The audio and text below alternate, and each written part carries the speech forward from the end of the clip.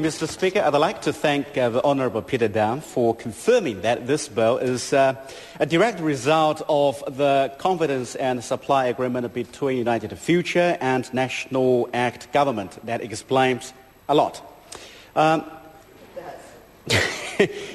Thanks also good to Ms. Amy Adam and my good friend Mr. Paul Coyne for their contributions, because the concerned parties will read your Hansard copies between the lines very carefully. Labour opposes the bill on the basis that it is badly targeted, favouring wealthy parents over families that really need extra support. Honourable Peter Dam said in his speech a moment ago that the key word is choice.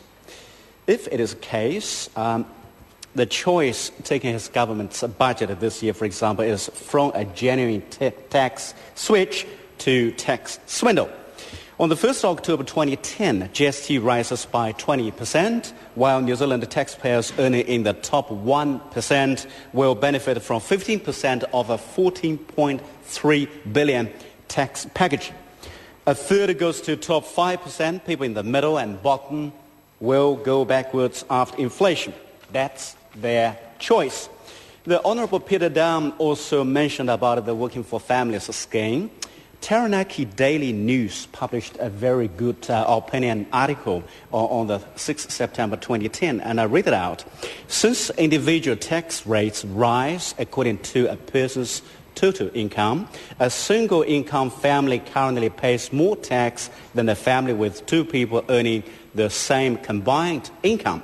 The proposed income sharing rules would mean families with the same family income would pay the same amount of tax regardless of whether one or both partners had derived the income. The eligibility requirements for the new tax credit largely mirror the current working for families requirements.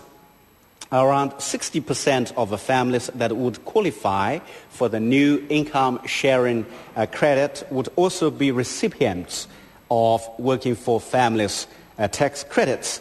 78% of the benefits of the proposed tax credit are likely to go to families with combined incomes of more than $70,000. The greatest benefit would go to families with one high income earners. End quote. The Honourable Peter Dam said the key word is choice. I say the key word here is not choice, but top-up. The article went on to ask that families who already receive government assistance require a further top-up under a different scheme. Working for Families already provides assistance to tens of thousands of families with children. Further, many families receive Working for Families assistance already pay little or no income tax. Providing further assistance through an income sharing scheme would only add to the distortions in the current tax system. The recommendations made by tax working group, many of which were adopted in this year's budget, aim to remove these distortions.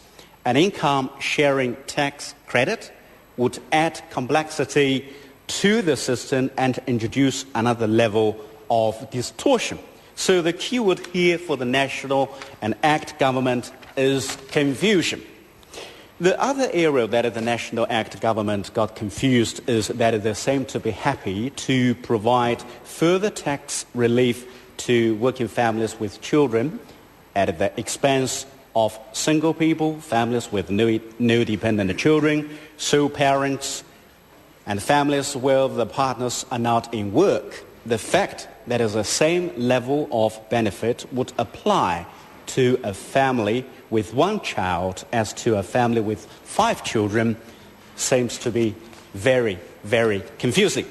It is not surprising that together with Labour, Treasury, Ministry of Social Development, Development of Labour and Ministry of Women's Affairs are all expressing serious concerns with the policy. IRD confirms that the credit would not be available to all families and in particular would not assist sole parents. The most significant gains would go to higher single-income households, with the lowest gains going to low-income families. Treasury advised against introducing the credit because it costs too much, is unfair, and is poorly targeted. The Ministry of Social Development commented that income splitting provides additional income for a limited population, with the most significant gains being for higher income households and lowest gains for low-income families. The Department of Labour highlighted the policy's potential to reduce incentives for secondary earners, in particular to participate in the labour force and to invest in their own training and development.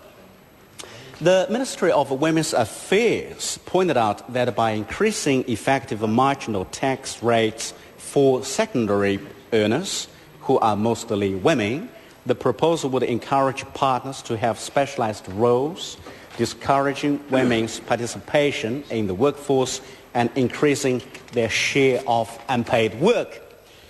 It continues, the credit appears inconsistent with the government's policy on labour force participation.